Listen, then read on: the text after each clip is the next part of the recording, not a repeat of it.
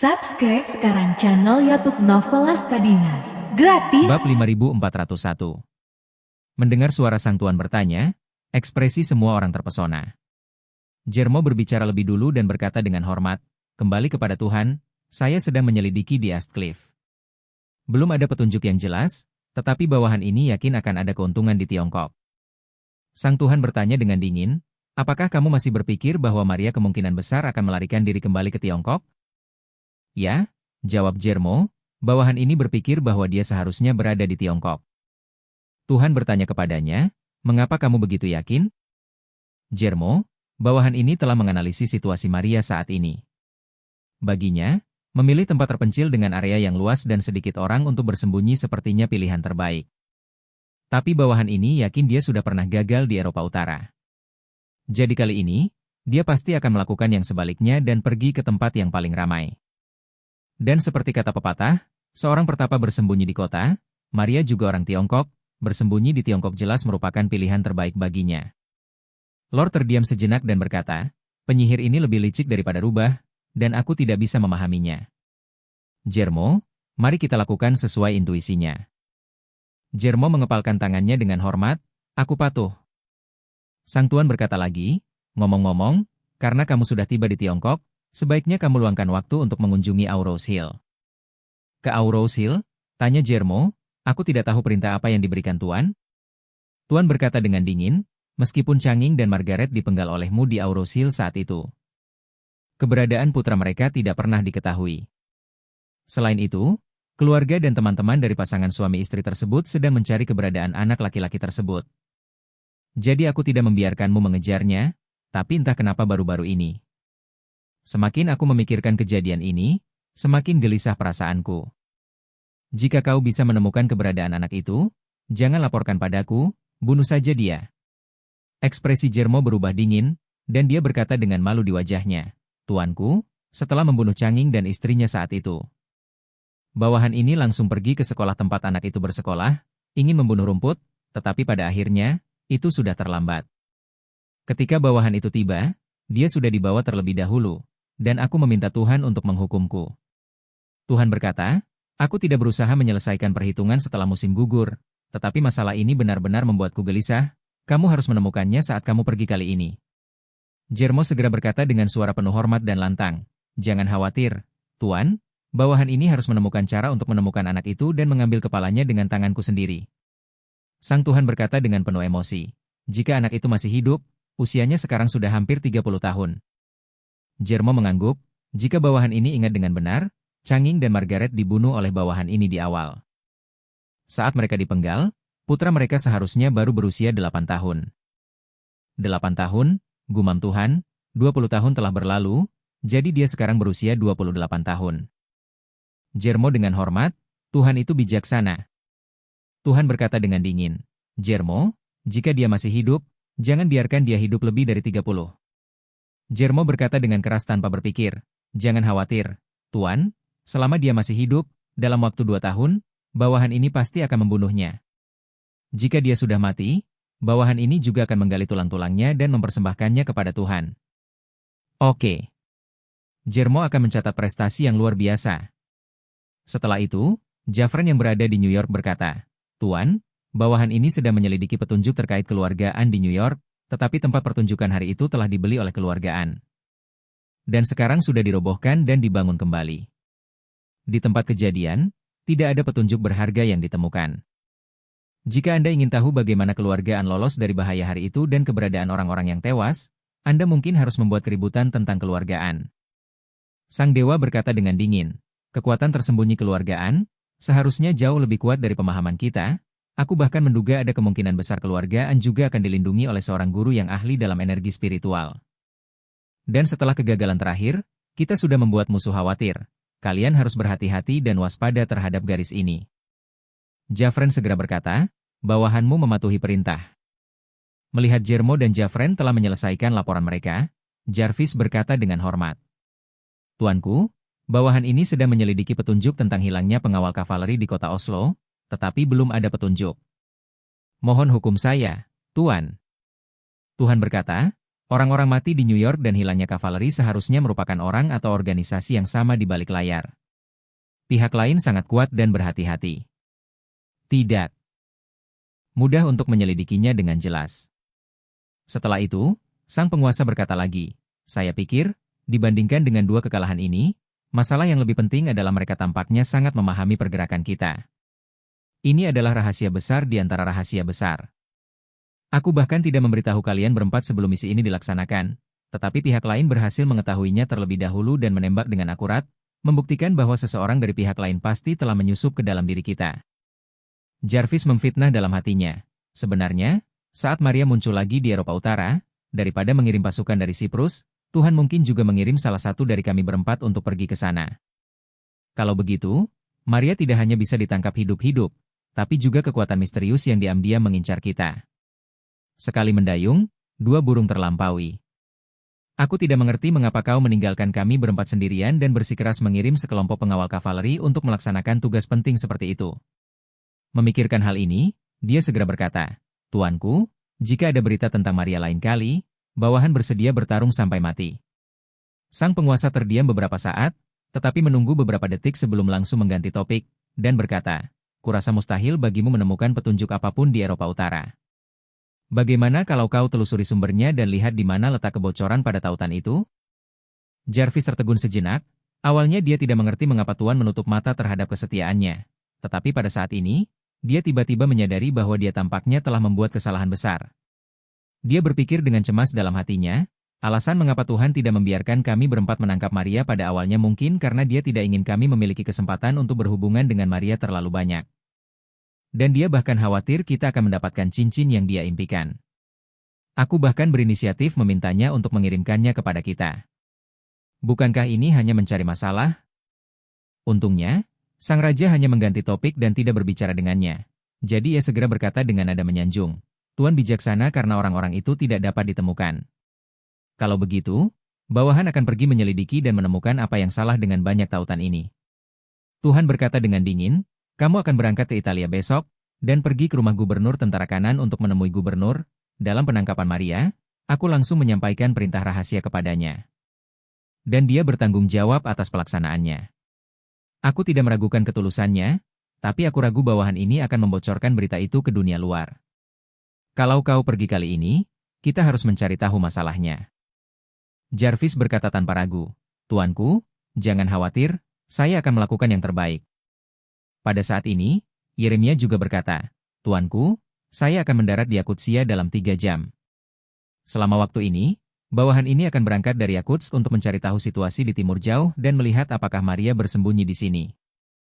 Sang dewa bersenandung, lalu berkata, "Tugas utamamu dan Jermo adalah menemukan Maria untuk mendapatkan petunjuk, dan kita harus sering berkomunikasi satu sama lain, dan jika ada masalah, kau harus memberitahuku sesegera mungkin." Bab 5402. Yeremia berkata tanpa berpikir, "Baiklah Tuhan." Pada saat itu, sang penguasa berkata lagi, "Baiklah, itu saja yang ingin kukatakan. Kuharap kalian semua akan mengerahkan segenap upaya dan menyampaikan kabar baik itu sesegera mungkin. Entah itu menangkap Maria atau menemukan musuh di balik layar, aku akan menghadiahi kalian banyak." Hampir pada saat yang sama, keempat bangsawan itu menangkupkan tangan mereka dan dengan hormat berkata ke kamera, "Terima kasih, Tuhan." Keesokan harinya, langit di Eropa Utara tampak cerah. Jarvis baru saja membuka matanya ketika dia menerima pesan dari orang asing.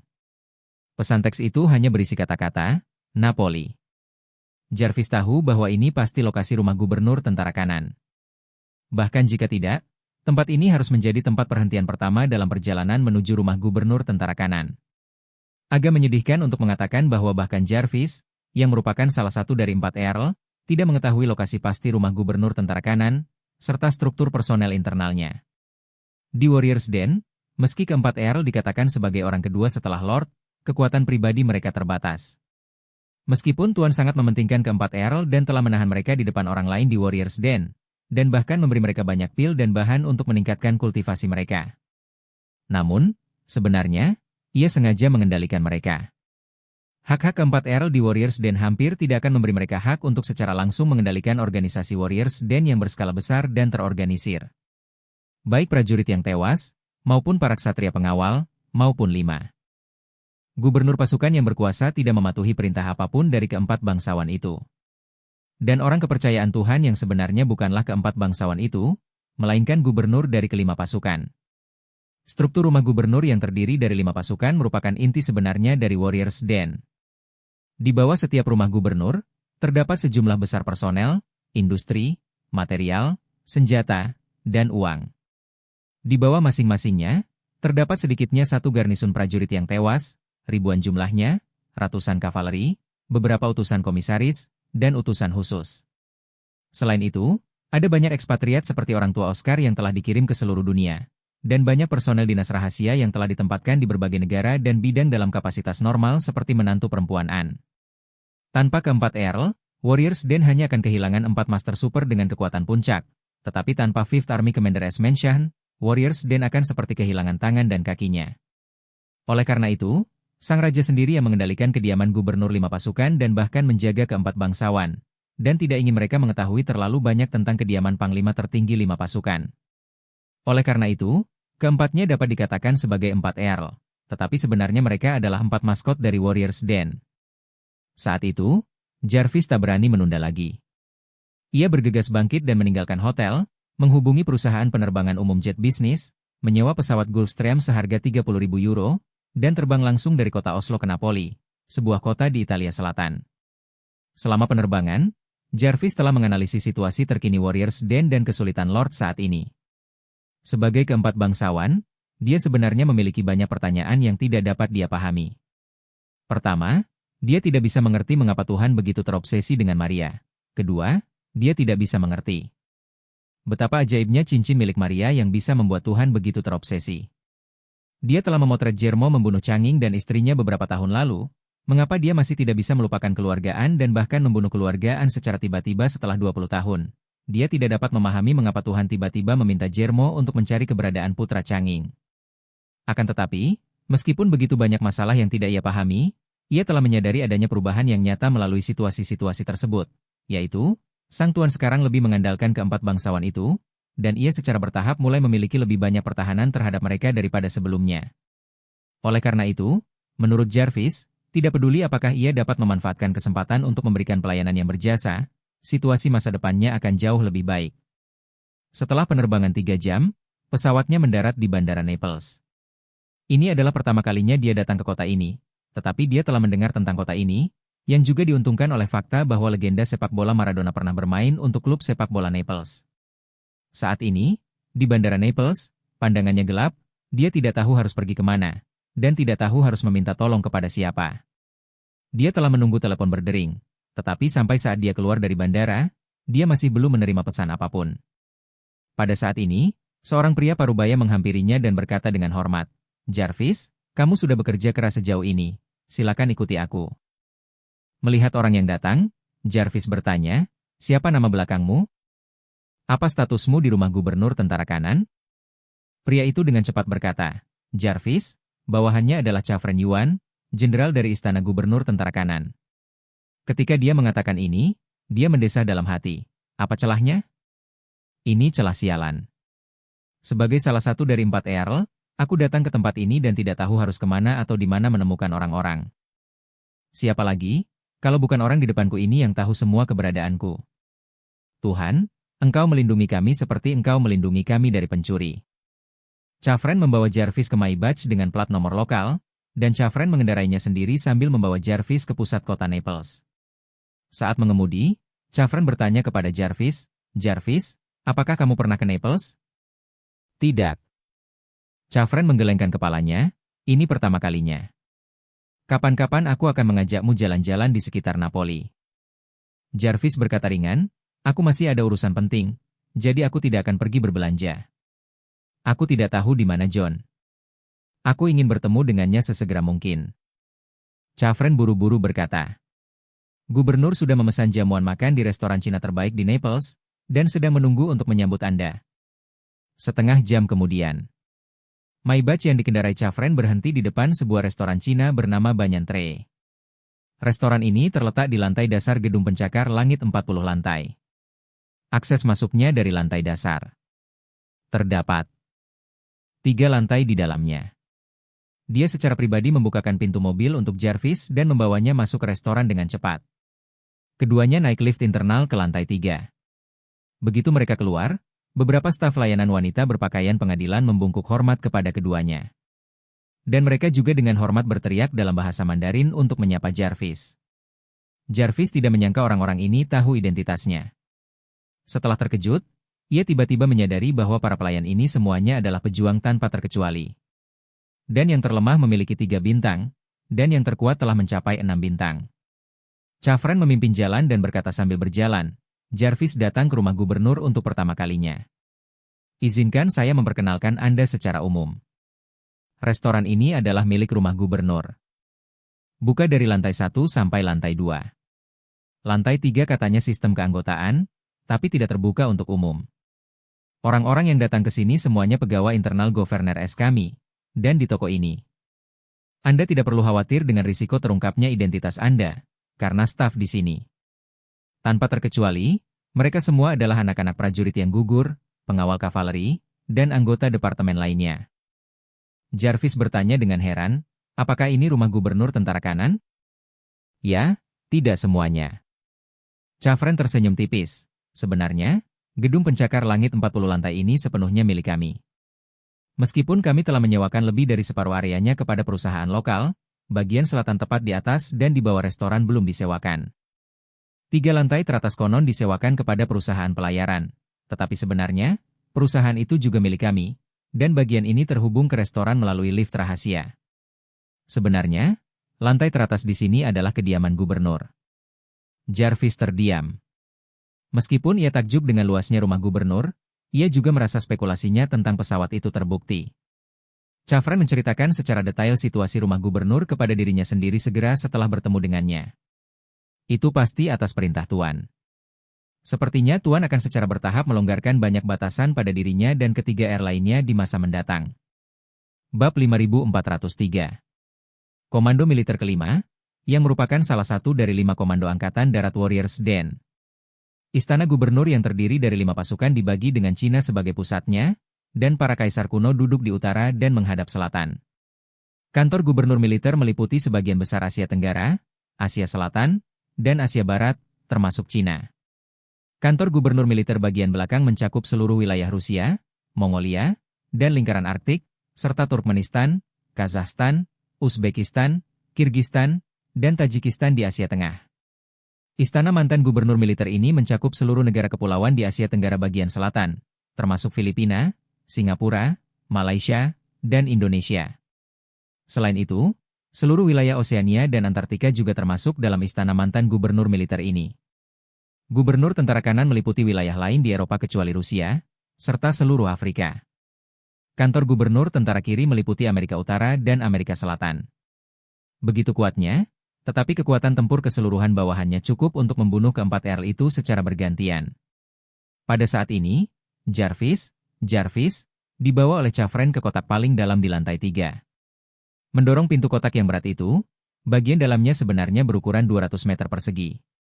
Dan yang mengejutkan Jarvis adalah ketika dia melangkah ke dalam kotak besar itu, dia merasakan tinnitus di telinganya.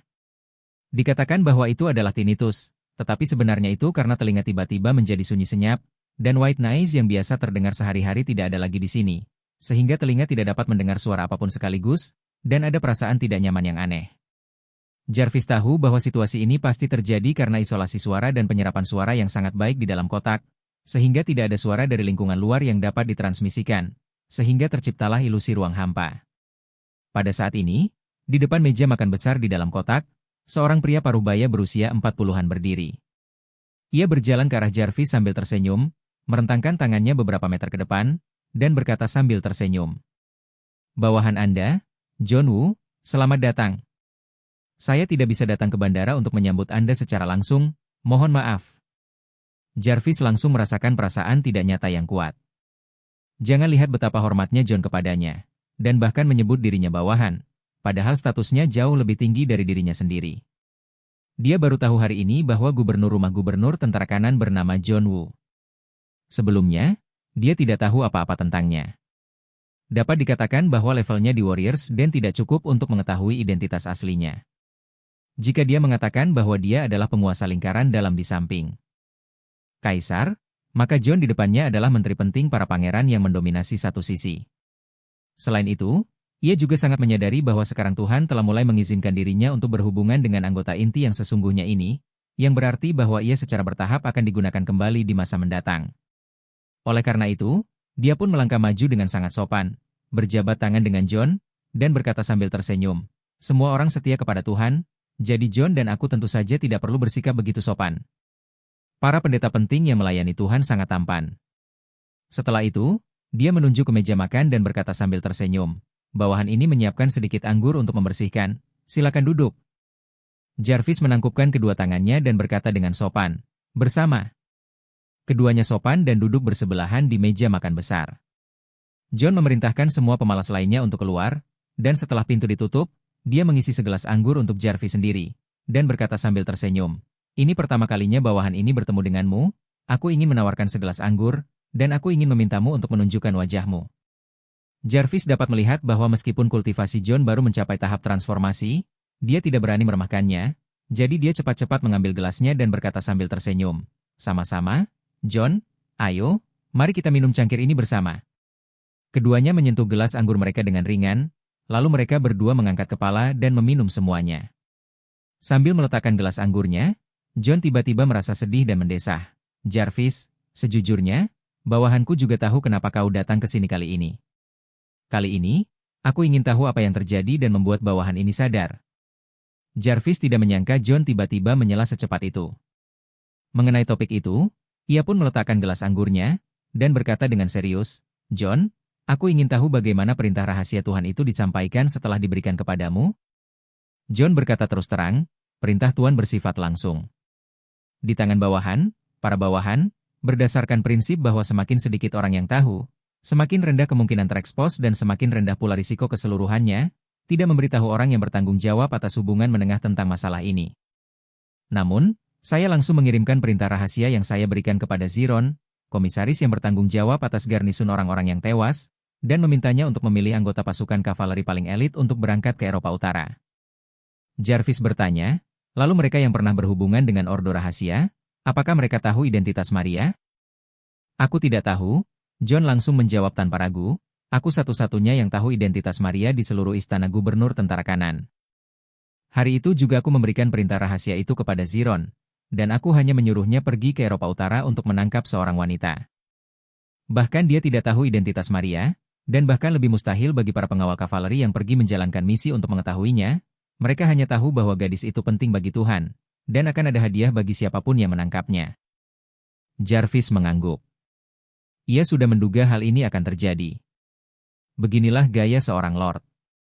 Tuhan berharap agar orang-orang yang akan menangkap Maria tidak mengetahui identitas Maria dan apa keistimewaannya. Sebisa mungkin hindari faktor-faktor risiko yang ada di tengah-tengahnya. Memikirkan hal ini, ia bertanya kepada John, "Kapten Wu, apakah Anda sudah bertanya kepada Ziron tentang masalah ini?" "Dia yang mengirim orang itu. Jika ada mata-mata yang terlibat dalam masalah ini, maka mata-mata itu pasti dia atau bawahannya. Bahkan mungkin dia dan bawahannya." John berkata, "Bawahannya melaporkan seluruh kejadian itu kepada Tuan, dan Tuan dan saya merasa bahwa tidak boleh ada pengkhianat internal di dalam diri kami karena Ziron dan yang lainnya tidak tahu siapa orang yang akan ditangkap, dan agar tidak mengungkap pentingnya target kepada publik. Ziron sendiri ingin memimpin tim itu sendiri, dan saya bahkan tidak mengizinkannya, karena menurut informasi yang kami dapatkan, Maria tidak memiliki majikan yang duduk di sekitar, dan hampir satu pengawal kavaleri sudah cukup untuk menangkapnya dan membawanya kembali. Jadi, logikanya agak aneh. Satu-satunya yang tahu mereka akan menangkap Maria adalah Tuan dan bawahannya. Para bawahan itu setia kepada Tuan. Jadi, aku tidak bisa menahannya. Mungkin saja hal itu bocor ke dunia luar, sehingga bawahan merasa bahwa kemungkinan besar pihak lain telah menanam benang merah di sini, atau pihak lain telah mengetahui pergerakan kita melalui cara yang tidak kita ketahui." Berbicara tentang hal ini, John berkata lagi, "Sebelum kalian tiba di Naples, Tua menjelaskan kepada bawahannya bahwa ia berharap kalian bisa mengetahui di jalur mana kami ditangkap oleh pihak lawan. Mungkinkah pihak lawan telah mengintai ke garnisun orang mati itu, atau diam-diam telah berhadapan dengan orang mati itu? Mereka sedang memantau, tetapi kita tidak mengetahuinya?" Jarvis terdiam sesaat, otaknya bekerja cepat. sayangnya dia bukan Duncan. Kalau saja dia Duncan, dia pasti akan memperbaiki semua kemungkinan kekurangan dalam keseluruhan operasi itu. Asal diberi waktu yang cukup, dia pasti bisa memfokuskan permasalahan pada perusahaan angkutan udara yang khusus mengangkut orang meninggal. Tidak peduli seberapa mampunya Anda, mustahil untuk menyembunyikan lintasan pesawat dengan berat lepas landas 200 hingga 300 ton di langit. Faktanya, pesawat kecil sekalipun tidak dapat lolos dari radar. Pesawat tersebut akan dilacak dan dikunci oleh beberapa stasiun radar secara bersamaan. Selain itu, semua radar dioperasikan oleh Departemen Keamanan Penerbangan negara-negara berdaulat, dan navigasi antar benua harus diteruskan dan dikendalikan oleh beberapa stasiun radar di beberapa negara. Oleh karena itu, alur pemikiran Duncan mengenai kelemahan Warrior's Den. Yang ia incar bukanlah stasiun tempat para prajurit tewas, melainkan pesawat yang memberangkatkan para prajurit dan pengawal kavaleri yang gugur. Untuk menerobos celah tersebut, orang-orang di seluruh dunia harus bermanuver dengan cepat, tetapi mereka tidak punya cara untuk menyembunyikan jalur penerbangan pesawat. Bahkan jika mereka menyembunyikan perusahaan pelayaran itu sangat dalam, selama mereka dengan hati-hati memeriksa data sistem penerbangan sipil, mereka akan dapat menemukan petunjuknya. Setelah banyak pertimbangan, Jarvis tidak dapat memikirkan alasan apapun, jadi dia berkata, dalam kasus ini, saya akan pergi ke perkemahan orang mati itu dan melihat apakah ada petunjuk.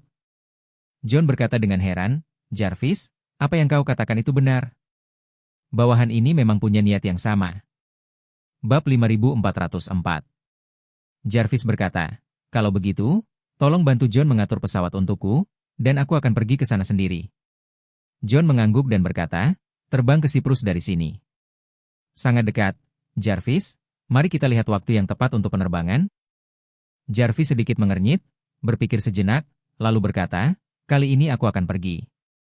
Aku berencana untuk tidak mengungkapkan identitasku, tetapi akan menyelinap diam-diam, dan mengamati operasi seluruh stasiun prajurit yang mati secara diam-diam. Situasinya, lalu lihat apakah ada yang salah, terutama anggota inti di sini, termasuk Ziron yang kau sebutkan.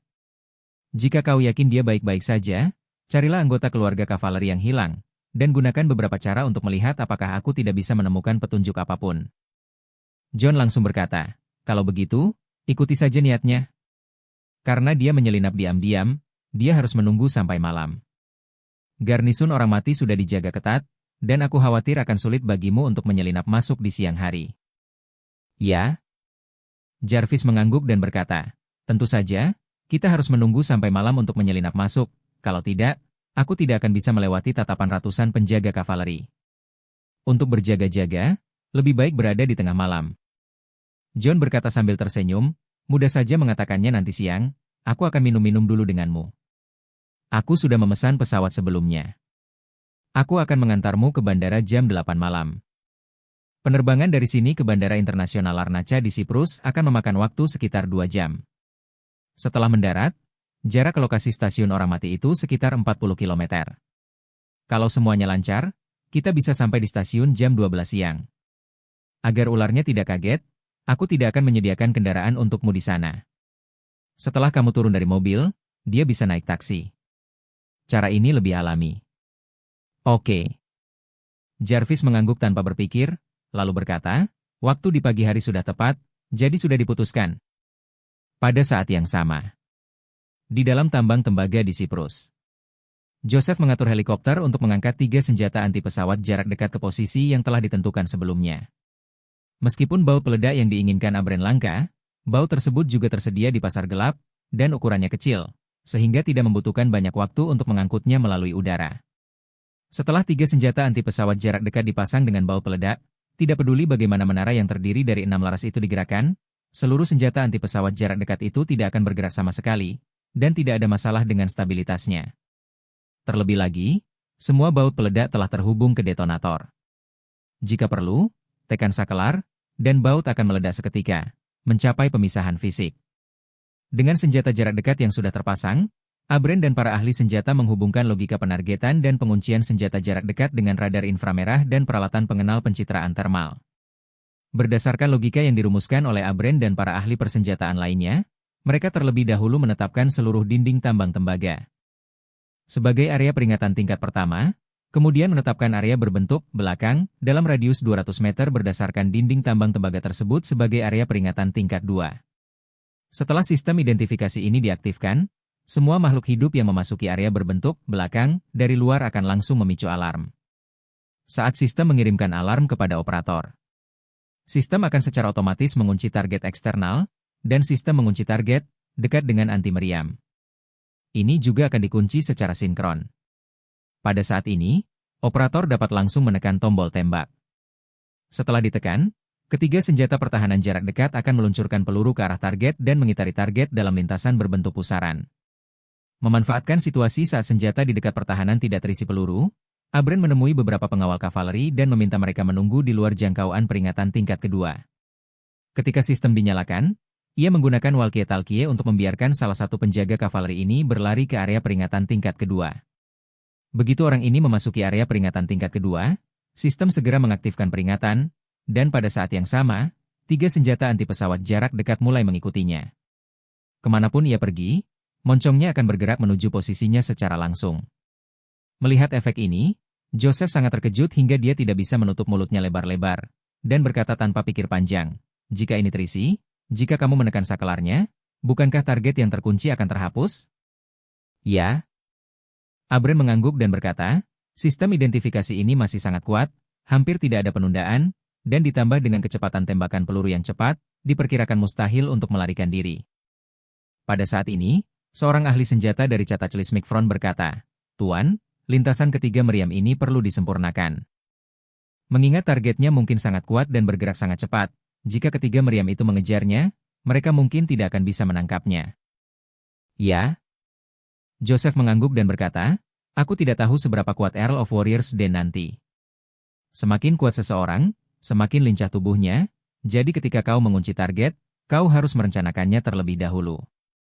Pakar senjata itu berkata sambil tersenyum, "Kita tidak perlu maju dengan baik. Ketika saatnya tiba, meriam di tengah akan mengejar target dan bergerak maju mundur secara horizontal, menembakkan lintasan horizontal. 2 meriam lainnya akan berputar mengelilingi target dan menembak. Berdasarkan 2 lintasan melingkar tersebut, lintasan yang dibentuk oleh ketiga meriam ini akan dengan cepat mengejar target searah jarum jam atau berlawanan arah jarum jam secara keseluruhan." Ia menempelkan kacamatanya di pangkal hidung, menunjuknya, dan berkata, "Lintasan keseluruhannya seperti bentuk kacamata saya, dan lintasannya berbentuk kacamata yang terus bergerak melingkar di sekitar titik tengah. Sistem akan selalu menempatkan target di tengah kacamata. Dengan cara ini, mustahil baginya untuk kabur ke arah manapun. Menang atau kalah." Joseph bergumam dan mengulang, "Bentuk kacamata, lintasan balistik yang terus berputar, apakah itu artinya?" "Ya." Pakar senjata itu berkata, "Ketiga meriam itu akan mengejar target dan menembakkan rentetan tembakan super besar yang menutupi seluruh area. Rentetan tembakan ini bukan rentetan tembakan yang diposting netizen di situs web video. Rentetan ini sepenuhnya dibuat oleh ratusan ribu butir peluru anti pesawat jarak dekat kaliber 30 mm yang menutupi seluruh kanopi yang terbentuk. Lagi pula, setiap meriam dapat menutupi ratusan meter persegi dengan rapat, dan ketiga meriam tersebut saling menutupi, bahkan jika itu seekor lalat. Mungkin bisa terbang keluar dari rentetan tembakan hidup-hidup."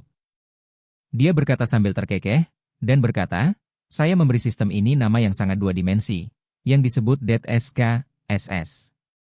Tuan Joseph, Jackson, mendengarkan dengan saksama, tanpa sadar ia merasakan hawa dingin di punggungnya. Ia merasa tak mampu menahan satupun peluru sekuat itu. Jika ratusan ribu peluru ditembakkan, tak ada jalan keluar. Pada saat ini, Joseph mengangguk puas, dan bertanya lagi, "Bagaimana jika beberapa target muncul pada saat yang sama?" Pakar senjata tersebut mengatakan, jika beberapa target muncul bersamaan, sistem akan mengeluarkan peringatan dini. Jika Anda memilih untuk menembak, sistem akan mengunci target satu persatu sesuai dengan metode kerja sama 3 meriam. Kemudian, pakar senjata tersebut menjelaskan lebih lanjut, karena tembakannya sangat cepat, pada dasarnya hanya membutuhkan waktu kurang dari 1 detik. 1 target pun bisa dipecahkan. Jadi, meskipun ada belasan orang yang datang sekaligus, selama tombol ditekan, senjata anti pesawat akan membersihkan diri satu persatu, dan pertempuran akan selesai dalam 20 detik. Lalu dia berkata, "Aku akan memberimu sebuah cara. Mari kita simulasikan." Kemudian, dia mengambil walkie-talkie dan berkata, "Semua pengawal kavaleri yang menunggu di luar, masuklah bersama-sama." Begitu kata-kata itu terucap, lebih dari selusin pengawal kavaleri bergegas ke jarak siaga tingkat kedua, dan orang-orang di depan Joseph memunculkan pop-up di layar komputer. Anti-meriam telah mengunci Valiant Cavalier pertama yang masuk, dan moncongnya terus-menerus disetel mengikuti pergerakannya. Pada saat ini, pakar senjata berkata kepada Joseph, Panglima tertinggi, Anda sebenarnya bisa memilih untuk menembak sekarang. 3 senjata pertahanan jarak dekat belum diisi peluru. Anda bisa menekan dan mencoba. Senjata pertahanan jarak dekat ini tidak cukup pintar. Sekalipun belum diisi peluru, senjata ini akan dikendalikan oleh program untuk melakukan proses serangan. Joseph mengangguk dan menekan tombol tembak. Segera setelah itu, laras senapan anti pesawat di belakangnya mulai berputar cepat. Segera setelah itu, turret juga mulai bergerak cepat, dan larasnya terus berputar dengan kecepatan tinggi. Turret membidik lebih dari selusin target satu demi satu, dan larasnya diam. Seluruh proses berlangsung sangat cepat, tetapi berhenti total dalam waktu kurang dari 20 detik. Pakar senjata itu berkata sambil tersenyum, senjata anti pesawat jarak dekat ini memang telah mensimulasikan seluruh serangan terhadap belasan orang ini, tetapi belum diisi peluru, jadi larasnya hanya diam. Namun, menurut pandangannya sendiri, senjata ini telah membunuh semua target ini. Jika target-target ini sudah diisi peluru dan belasan orang itu memang penyusup, pertempuran telah berakhir dan kita bisa mulai bersiap untuk evakuasi. Baguslah. Joseph menghela napas lega, lalu berkata sambil tersenyum, kalau begitu, bahkan jika keempat bangsawan itu bersatu, aku khawatir mereka tidak akan bisa melarikan diri. Meskipun peluru tidak dapat menembus lapisan baja berat tank tempur utama, kendaraan lapis baja ringan biasa dapat menembus lubang seukuran cangkir dengan satu tembakan. Kendaraan lapis baja ini sangat kuat, dapat membawa 20 butir peluru, yang hanya dalam waktu 1 atau 2 detik. Belum lagi, senjata kita semua berada pada ketinggian komando, dan badan senjatanya kuat, mungkin sulit bagi mereka untuk menimbulkan ancaman terhadap senjata kita. Begitu kita menembak, mereka hanya bisa dikalahkan secara pasif, dan tidak ada cara lain selain mati. Baiklah.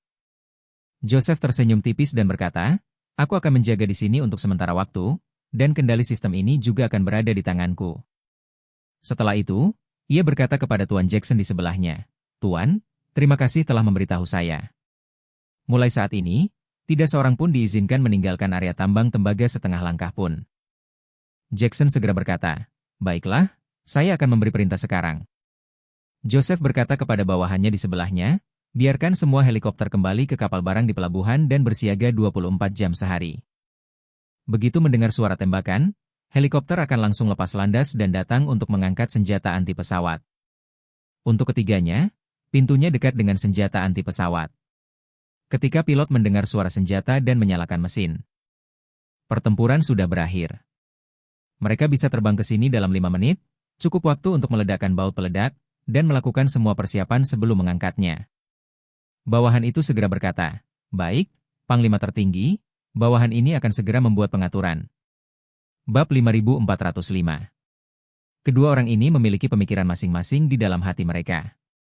Jarvis merasa bahwa John adalah orang kepercayaan Tuhan yang sejati dan berkuasa, sehingga wajar jika ia layak mendapatkan persahabatannya yang mendalam. Dan John juga merasa bahwa Tuhan sudah bersikap membiarkan keempat R itu menghubungi kelima gubernur militer. Tentu saja, berurusan dengan keempat R itu tidak dapat dihindari, dan kekuatan pihak lain jauh lebih tinggi daripada dirinya, jadi menjalin persahabatan yang erat juga merupakan hal yang baik. Akibatnya, keduanya memiliki kecenderungan untuk tidak saling membenci. Jika bukan karena Jarvis pergi ke Siprus pada malam hari, keduanya mungkin akan membakar kertas kuning untuk menghormati saudaranya. Setelah makan siang, atas undangan John yang baik hati, Jarvis naik mobil bersamanya setelah makan malam dan berkeliling Naples. Napoli, yang terletak di ujung selatan benua Eropa, beriklim hangat dan nyaman.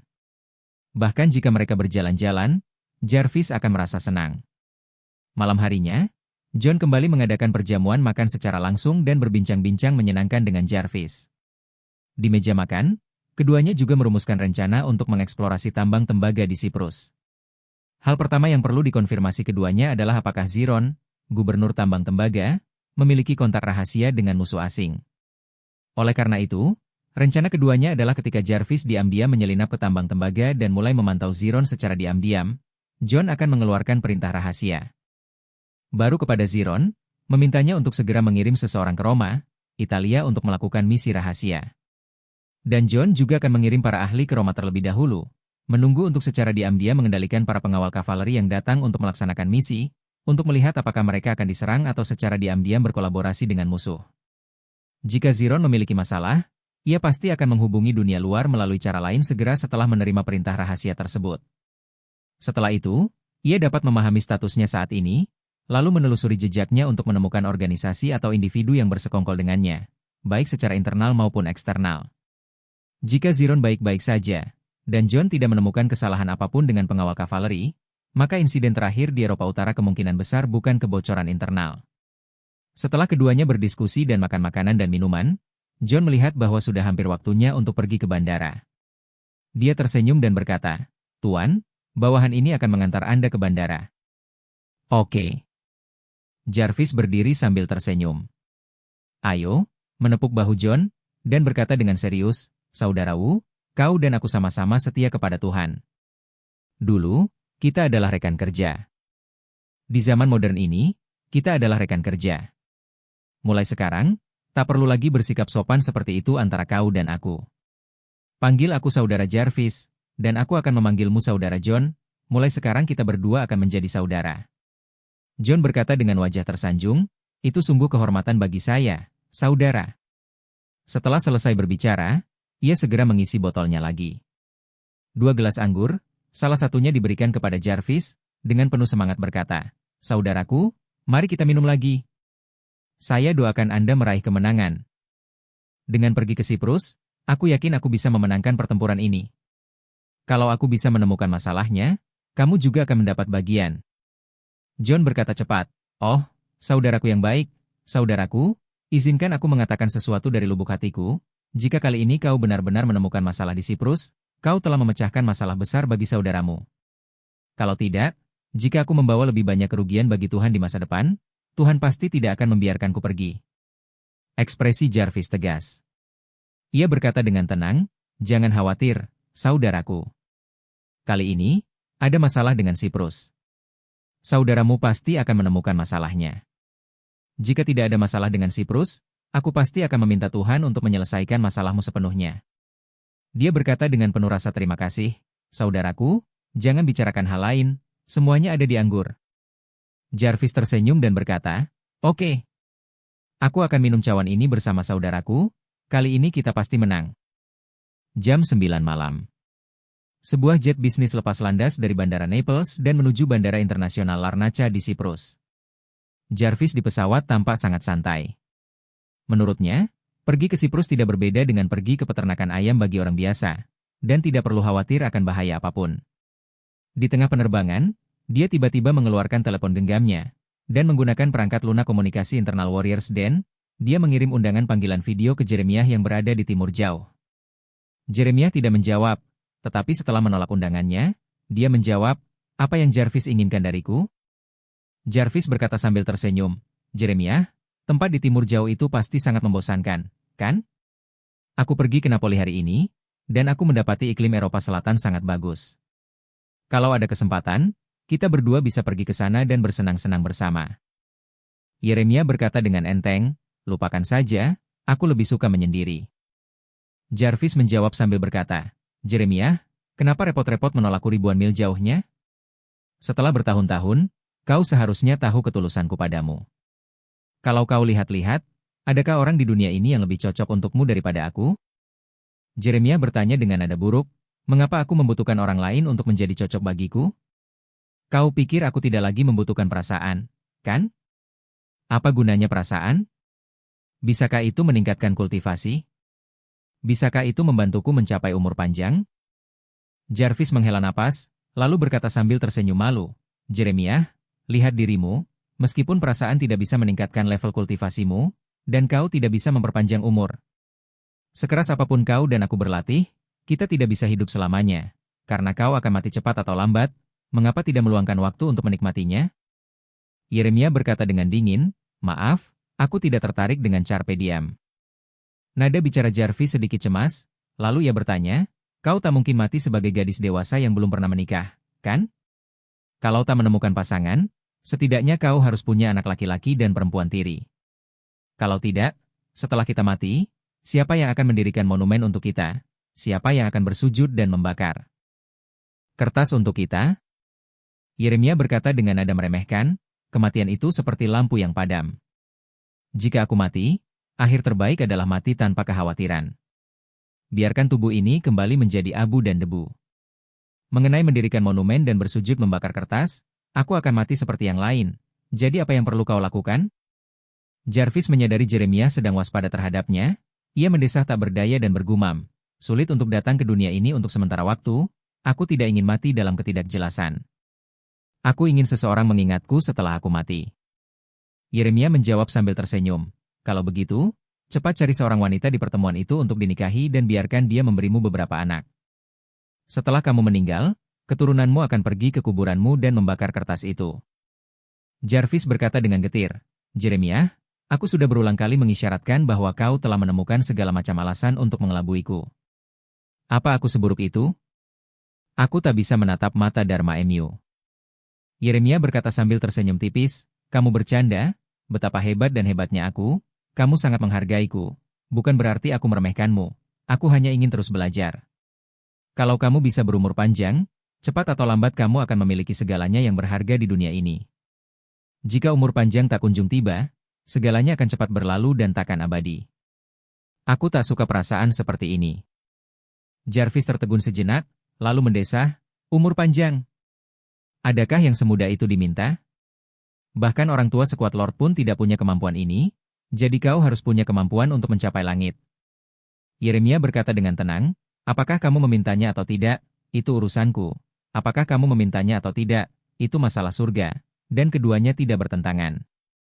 Setelah selesai berbicara, Jeremiah mengirim suara lain, berkata, Jarvis, meskipun kamu dan aku mengenakan jubah yang sama, kita sebenarnya tidak sama, jadi aku memintamu untuk berhenti membuang-buang waktu untukku. Jarvis sangat tertekan, tetapi juga bercampur dengan kesedihan, kemarahan, dan ketidakpuasan.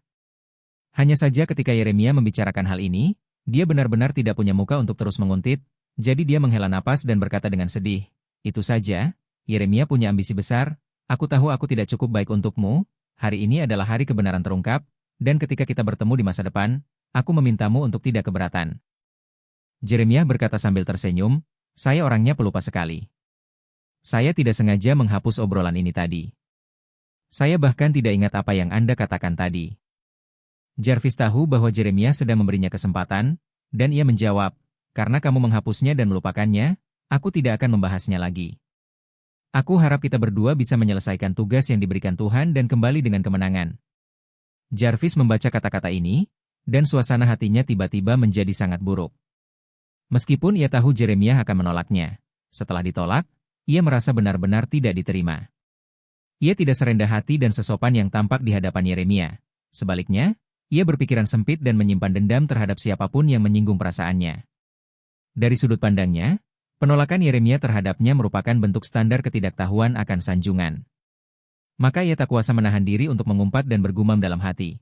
Jeremiah, apa sih yang kau banggakan di hadapanku? Kau tidak meremehkanku, kan? Tunggu saja, cepat atau lambat aku akan menemukan kesempatan untukmu bersenang-senang di bawah selangkanganku. Kemudian, di tengah penerbangan, ada api amarah di hatinya yang tak bisa ia curahkan. Pukul 23.30, pesawat mendarat di Bandara Internasional Larnaca.